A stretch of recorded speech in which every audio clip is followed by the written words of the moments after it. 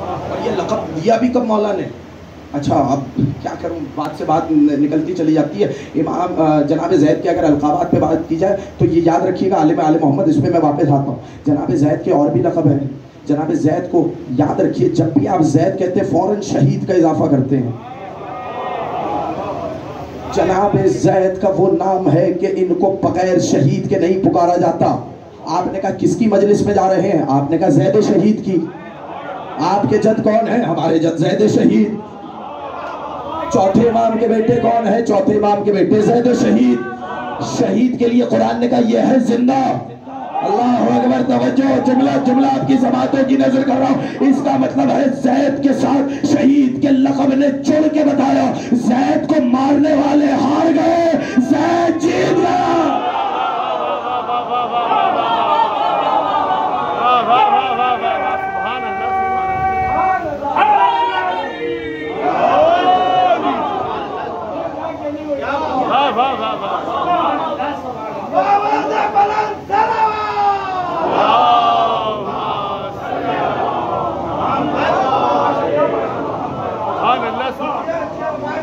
توجہ ہے تو کیا ہے شہید. ایک اور لقب سنیں گے آپ کا، کئی لقبات ہیں، میں کیا کہوں. زید الازیاد ایک لقب ہے، زید الازیاد، زیدوں میں زید. یہ علماء ہیں یا شعراء موجود ہیں، بالغ نظر افراد یہاں پر موجود ہیں، یہ بلاغت ملاحظہ کریں گے. خدا کی قسم یہ لقب معمولی لقب نہیں. اچھا آپ کیا کہتے ہیں؟ وہ شخص شیر ہے. شیر کا مطلب کیا ہے؟ بہادر ہے. ایسے ہی تو ہے نا بھائی. جب بھی معنی حقیقی محال ہو تو وہاں اولا بالمجاز پہ عمل کیا جاتا ہے.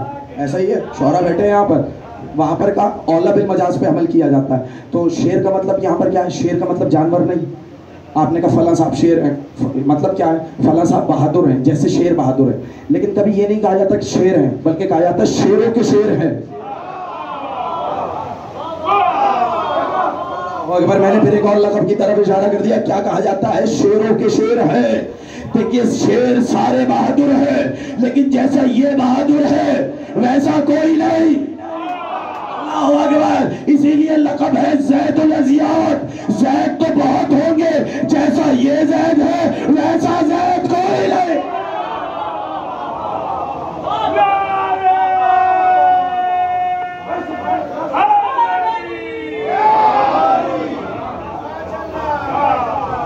زید ہے ویسا زید کوئی نہیں.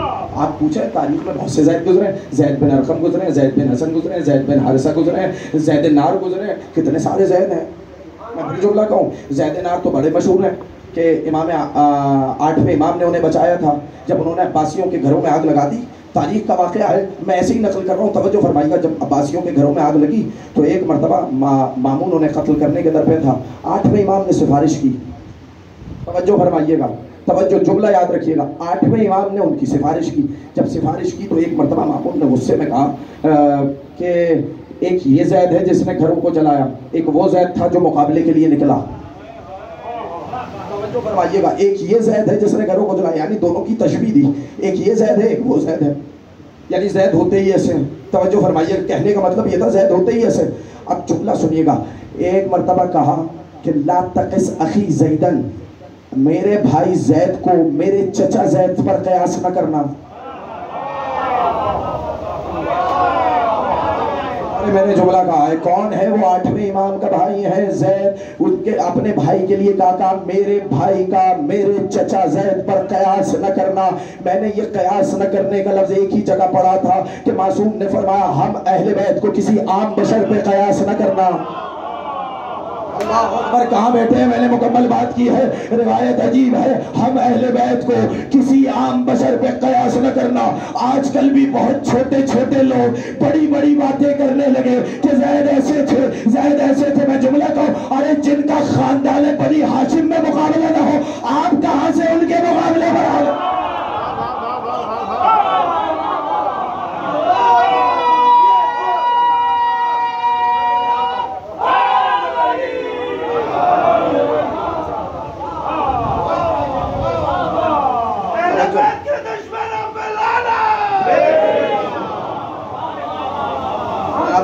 زید کے بارے میں مختلف کہتے ہیں تو یاد رکھیے گا کیا لقب ہے؟ زید الازیاد. اب میں کیا کروں؟ زید بن حارثہ یاد ہے؟ زید بن حارثہ، آپ یہ بچے اسلامیات کی کتابوں میں پڑھتے ہیں کہ زید بن حارثہ کون تھے. وہ آیت وما کان محمد نبا احد من رجالکم ولکن رسول اللہ و خاتم النبیین، محمد تم مردوں میں سے کسی کے باپ نہیں، یہ اللہ کے رسول ہے اور خاتم النبیین ہے. کب نازل ہوئی؟ کہ لوگوں نے زید بن حارثہ کو زید بن محمد پکارنا شروع کیا. اللہ کو گوارا نہیں ہوا کہ حسن و حسین کے علاوہ کوئی رسول کو باپ کہہ کر بلائے. ایک جملہ کہا تھا میں نے، اللہ جانے کہاں بیٹھے. نہیں اس جملے پہ آپ لوگ خاموش رہ گئے. میں نے جملہ بھرپور کہا تھا کہ اللہ کو گوارا نہ ہوا کہ حسن و حسین کے علاوہ کوئی رسول کو باپ کہہ کر بلائے. زید بن حارثہ کہا محمد تم مردوں میں سے کسی کے باپ نہیں، یہ کون ہے؟ ایک اللہ کے رسول ہیں اور خاتم النبیین ہیں. ایسا ہی ہے. تو زید بن حارثہ سمجھ میں آیا. زید بن حارثہ اب رسول اپنے بیٹے زید کی بتا رہے تھے کہ انہیں میرے بعد کیسے شہید کیا جائے گا، کہاں پر سولی پر چڑھایا جائے گا. سب بتانے کے بعد ایک مرتبہ زید بن حارثہ کو کہا زید میرے قریب آؤ. توجہ بھرے مجمع میں سے زید کو اپنے پاس بلا کر بٹھایا اور کہنے لگے تمہارے نام کی وجہ سے میرے دل میں تمہاری محبت کا اضافہ ہو گیا ہے. اللہ اکبر. توجہ فرمائیے گا. تمہارا نام زید ہے، تمہارے نام کے سبب سے میں تم سے اور زیادہ محبت کرنے لگا ہوں، اس لیے کہ میرے اہل بیت میں بھی ایک بیٹا آئے گا جس کا نام زید ہوگا. توجہ فرمائیے گا. ایک بیٹا آئے گا جس کا نام کیا ہوگا؟ زید ہوگا. تو زید بہت ہے لیکن یہ زید الاضیاء. تو زید الاضیاء کا لقب سمجھ میں آیا. ایک کیا ہے؟ عالم آل محمد. بس بات تمام ہو گئی، لیکن اگر آپ مجھے تھوڑی سی اجازت دے دیں تو یہ بھی آپ کی خدمت میں ہدیہ کر جاؤں. سارے اگر بیدار ہوں بیداری کا ثبوت دیں.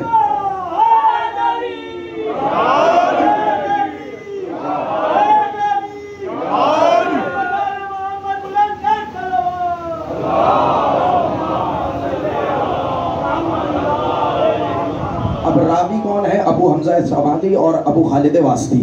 یہ دونوں نام امام کے اصحاب میں کتنے بڑے نام ہیں. نہایت ہی بڑے علماء فقہا میں شمار ہوتا ہے جو امام کے ہوتے ہوئے جو فقیہ ہوں. جو ہے بڑے بڑے راویان حدیث ہیں. یہ دو کوئی معمولی نام نہیں ہے، پہاڑ جتنے وزنی نام ہیں. ابو حمزہ سمالی، ابو خالد واسطی کہتے ہیں کہ ہم نے اہل بیت کے دشمنوں کو رد کرنے کے لیے کتاب لکھی، ایک کتاب تحریر کی جس میں ہم نے رد کیا اہل بیت کے دشمنوں کا، اہل بیت کے مخالفین کا. ہم نے یعنی جملہ بدل دو، ہم نے حمایت اہل بیت میں کتاب لکھی. ہم اس کتاب کو لے کر آئے امام معصوم کے پاس. امام باقر کی خدمت میں آئے اور امام باقر سے کہنے لگے ہم نے آپ کی حمایت میں کتاب لکھی ہے. توجہ ایک شخص کی چاہ رہا ہوں سب لوگوں کی توجہ ہو جائے تو یہ بات مکمل کرو. ہم نے آپ کی حمایت میں کتاب لکھی ہے. تو امام نے کہا خدا تمہاری اس صحیح کو قبول کرے. اب جملہ آپ کی سماعتوں کے حوالے ہے. جب کہا نا کہ ہم نے آپ کی حمایت میں ایک کتاب لکھی ہے، کیا اجازت ہے کہ ہم آپ کو پڑھ کے سنائیں تاکہ آپ اس میں سے خامیاں دور کریں، ہمارے استدلالات کو بہتر بنائیں؟ جیسے ہی کہا نا کہ ہم کیا اجازت ہے کہ ہم آپ کو پڑھ کر سنائیں، ہم نے آپ کی حمایت میں کتاب لکھی ہے. امام معصوم نے فوراً کہا کیا یہ کتاب زید کو پڑھ کر سنائی؟ اللہ اکبر. نہیں ابھی خاموش ہو گیا آپ. اتنا بڑا جملہ تھا یہ. کیا یہ کتاب زید کو پڑھ کر سنائی؟ جاؤ پہلے زید کو پڑھ کر سناؤ. اللہ اکبر. دیکھیں کتنی بڑی بات ہے. امام معصوم جناب زید کی طرف بھیج رہے ہیں اور معاملہ بھی فرعی معاملہ نہیں ہے، معاملہ بھی عقیدے کا ہے. اللہ اکبر. کہاں بیٹھے؟ میں نے جملہ کہا معاملہ بھی عقیدے کا ہے. جاؤ زید سے کتاب، جاؤ زید کو جا کر کتاب سناؤ. آئے اور حضرت زید سے کہنے لگے کہ ہم نے آپ کی حمایت میں کتاب لکھی، آپ کے خاندان کی حمایت میں کتاب لکھی، آپ پڑھ کر سناؤ. کہ ہم نے اول تاخیر پڑھ کر سنا دی. اور زید بھی کہنے لگے ماشاءاللہ تم نے اچھی کوشش کی ہے، لیکن یہاں پر یہ خامی ہے، یا استدلال کو ایسے بہتر کیا جا سکتا ہے، یا یہ دلیل کسی کام کی نہیں ہے، یا اس برہان کو بہتر کرو. پوری کتاب ہم نے پڑھ کے سنائی اور زید ہمارے استدلالات کو رد کرتے چلے جاتے ہیں. جب پورے زید نے ہمارے استدلالات کو رد کر دیا تو ہم حیران ہو گئے کہ ہم کس بات پہ تعجب کریں. کیا اس بات پہ تعجب کریں کہ زید نے اتنی محکم دلیلیں دی ہے، یا اس بات پہ تعجب کریں کہ ایک ہی بار میں زید کو پوری کتاب یاد ہو گئی؟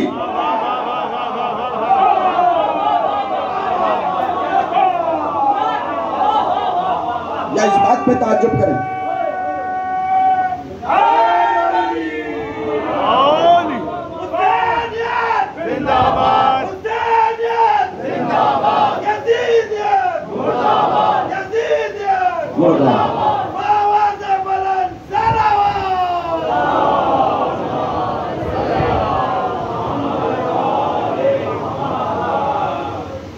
ایک مرتبہ امام نے جملہ بھی کہا، جب زید تمہیں بتا دیں تو اس کے بعد میرے پاس آنا، مجھے بتانا کہ زید نے کیا کہا۔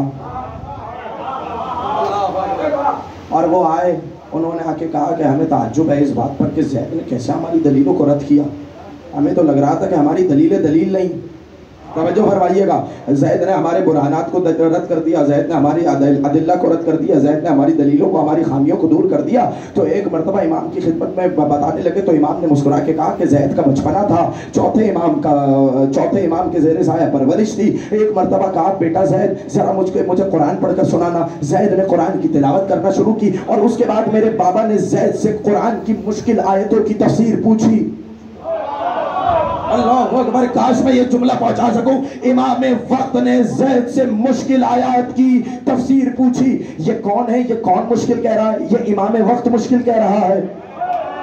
اللہ اکبر، پھر سے میں نے ایک جملہ کہا، یہ امام وقت کہہ رہا ہے کہ مشکل آیات کی تفسیر پوچھی۔ زید ایک بات کا جواب دینے لگے اور ایک مرتبہ جب زید سارے جوابات دے چکے، سارے سوالات کا بہترین انداز میں جوابات دے چکے، تو ایک مرتبہ امامت کی محبت نے جوش مارا، امام اپنے مقام سے کھڑے ہوئے اور ایک مرتبہ زید کی پیشانی چومی۔ اب جملہ کام کا ہے، اور ایک مرتبہ اپنے حساب سے کہا، اب پانچویں امام کا جملہ آپ کے حوالے، انہو قد اعطى العلم مثل ما علینا بسطہ، زید کو ہماری وسعت کے مطابق علم دیا گیا ہے۔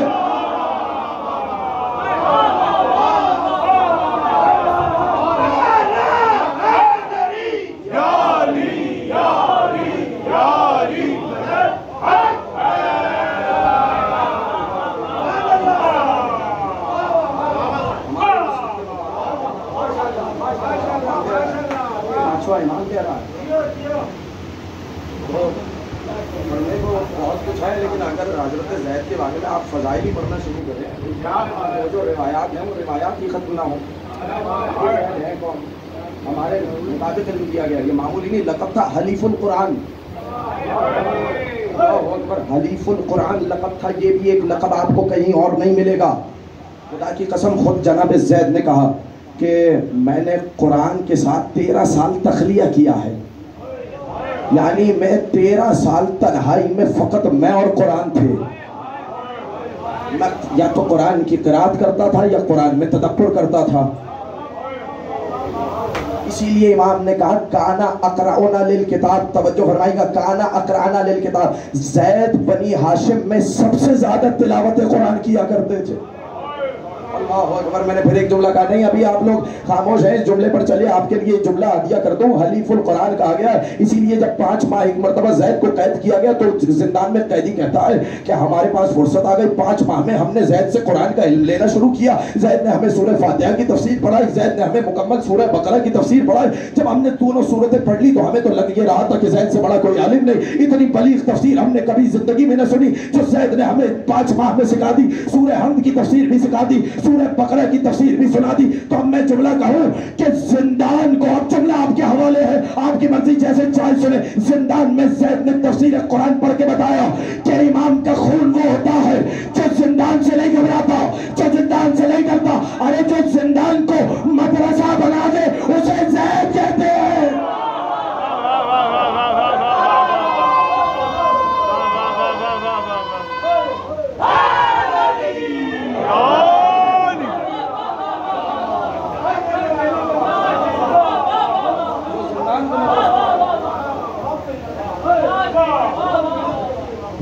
جو زندان کو مدرسے میں تبدیل کر دے اسے زید کہتے ہیں۔ حلیف القرآن کا مطلب کیا ہے؟ بس میں یہی مذاہب پہ آ جاؤں گا، لیکن آخری جملہ تقریر کا یہ بھی آپ کے حوالے، حلیف القرآن کہا جاتا ہے ساتھی کو۔ خدا کی قسم، حلیف کسے کہا؟ اس کی ضد ہے حریف۔ اللہ اکبر، یہ تو آپ نے سنی ہے نا، آپ تو بولیے یہ آخری جملہ ہے، مجھے نہیں معلوم یہ جملہ جہاں تک زیدی سادات سن رہے ہیں ان کے حوالے، ان کے جگ کے فضائل ان کے حوالے ہیں۔ حلیف القرآن، قرآن کا ساتھی، جا کر دیکھیے حلیف القرآن، آپ کو کسی اور کا لقب نہیں ملے گا۔ قرآن کا ساتھی کون؟ زید کا۔ جب بھی مدینے سے کوئی باہر کا رہنے والا مدینہ آ کے پوچھتا تھا زید کون، تو لوگ کہتے تھے وہی جو قرآن کا ساتھی ہے، وہی جو قرآن کا ساتھی ہے۔ میں جملہ کہوں، اللہ اکبر، کاش بیدار ہو جائے، مجھے یہ جملہ نہ سمجھانا پڑتا۔ انسان اپنے ساتھیوں سے پہچانا جاتا ہے۔ میں نے جملہ کہا تھا یہاں تو شعراء ہے، یہاں تو اتنے پڑھے لکھے لوگ بیٹھے ہیں، انسان پہچانا جاتا ہے ساتھیوں سے، کن کے ساتھ اٹھتا ہے، کن کے ساتھ بیٹھتا ہے، کردار کن کے جیسا ہے، حسب کن کے جیسا ہے۔ سمجھ جملہ سن لے، یعنی اگر کوئی زید کو پہچاننا ہے تو پہلے قرآن کو پہچانو۔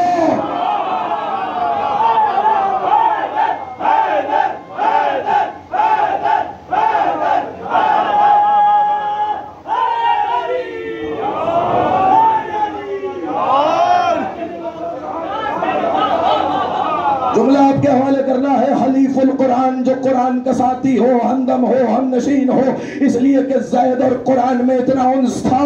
توجہ فرمائیے، اس لیے کہ زید کی رگوں میں بھی تو حسین کا خون تھا، زید کی رگوں میں بھی تو علی کا خون تھا، تو کیسے قرآن سے انس نہ ہوتا، کیسے قرآن سے شفقت نہ ہوتی۔ حلیف کی ضد ہے حریف، حریف کہتے ہیں دشمن کو۔ اس کا مطلب پتا چلا زید کے ساتھ دینے والے زید کا ساتھ دینے والے نہیں، قرآن کا ساتھ دینے والے تھے، زید کے مقابلے پر آنے والے، زید کے مقابلے پہ نہیں، قرآن کے مقابلے پہ آنے والے۔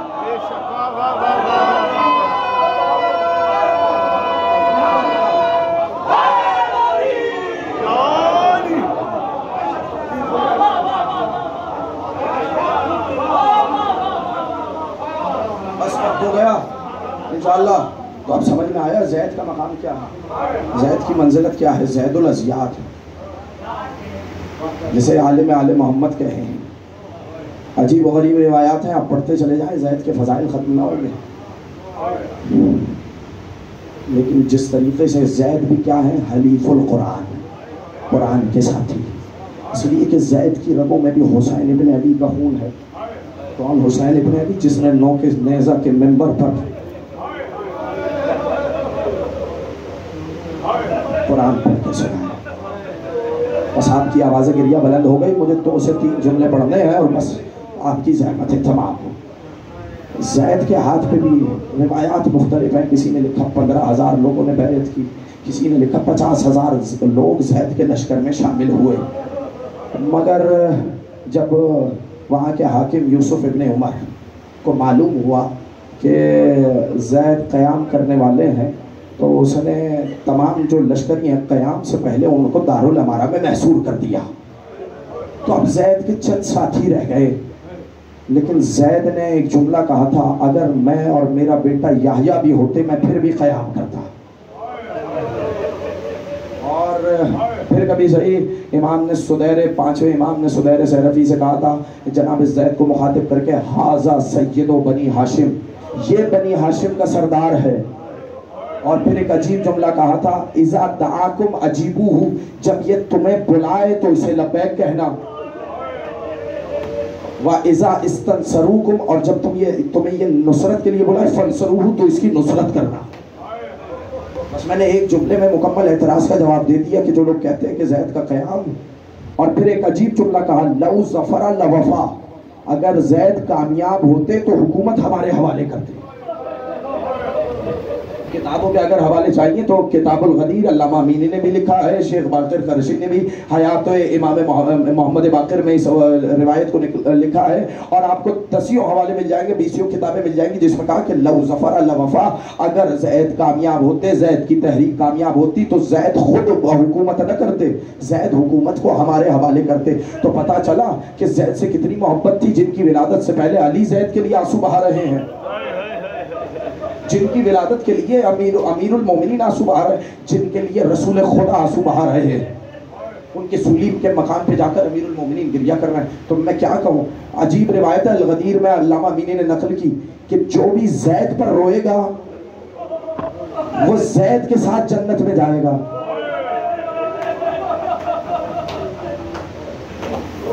اجرکم اللہ، یہ کوئی معمولی مصیبت نہیں ہے۔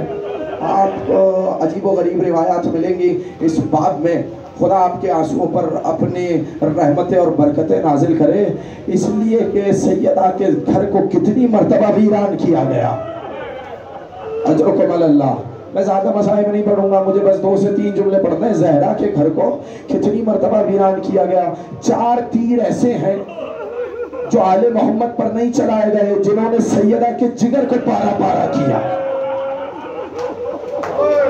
سن لینا، 4 تیر ایسے ہیں جنہوں نے قلب سیدہ کو پارا پارا کیا. سنو گے کون کون سے تیر ہیں؟ پہلا تیر وہ تیر ہے کہ جب عباس مشکیزے کو بھر کے چلے. اجرکم اللہ، اجرکم اللہ.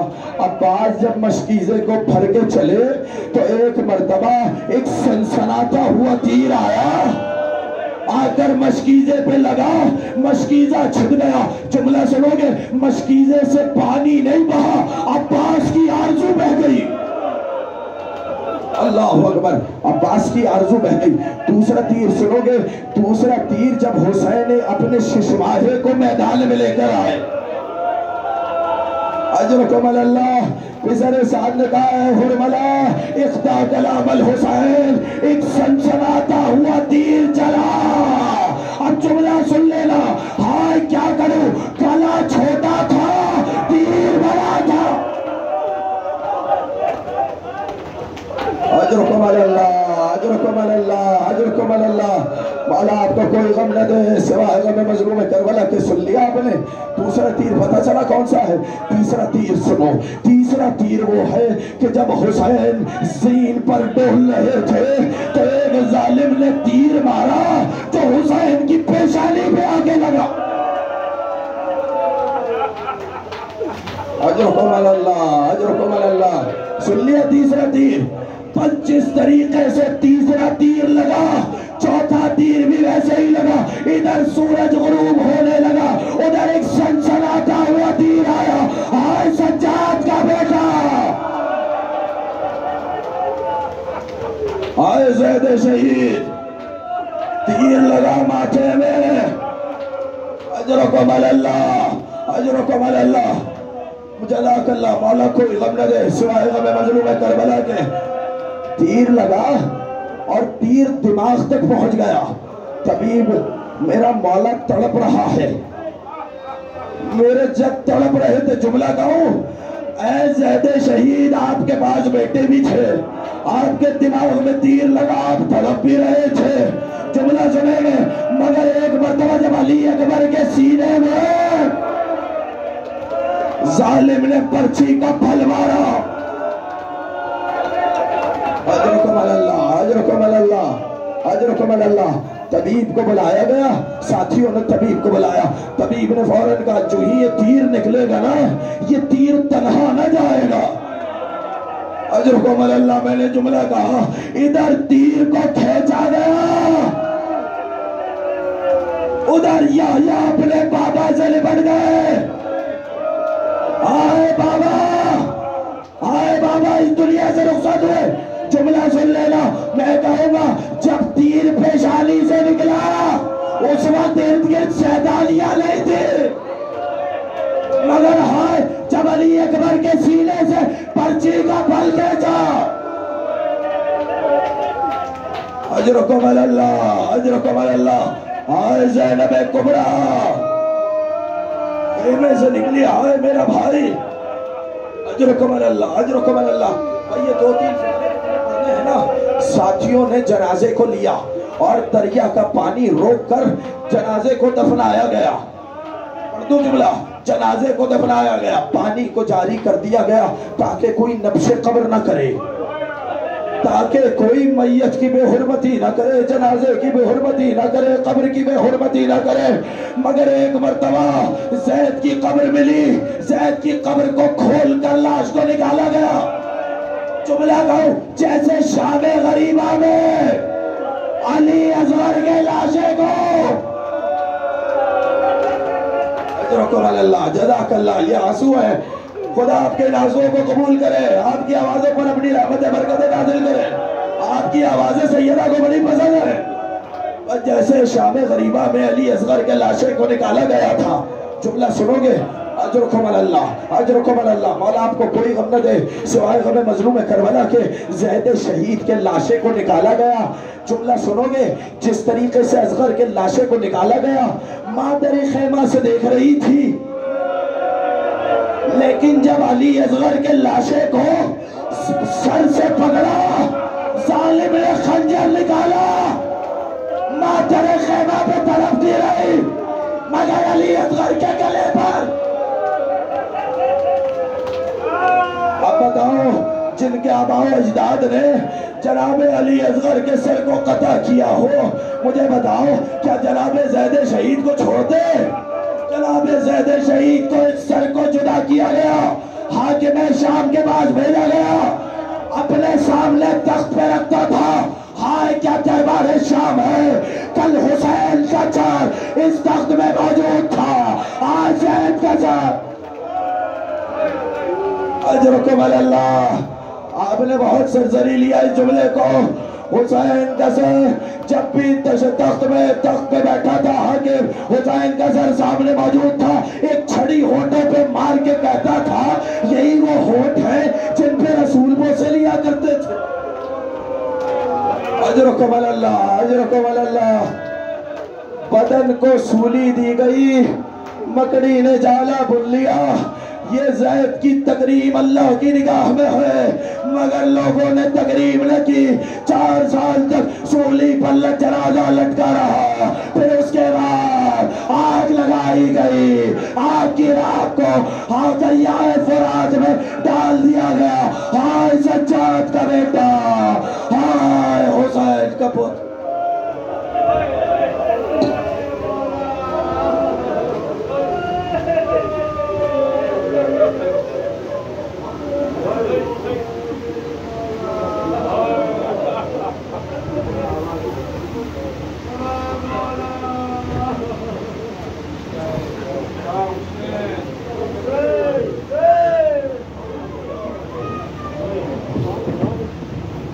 یا حسین یا حسین یا حسین یا حسین یا حسین یا